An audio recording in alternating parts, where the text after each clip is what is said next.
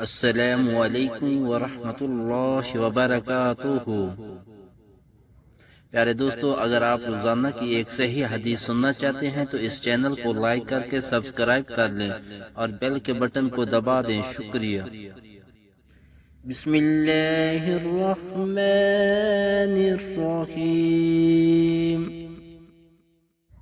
نبی کریم صلی اللہ علیہ وسلم نے فرمایا، تین آدمی ایسے ہیں جن سے اللہ تعالیٰ قیامت کے دن بات نہیں کرے گا اور نہ ان کی طرف رحمت سے دیکھے گا۔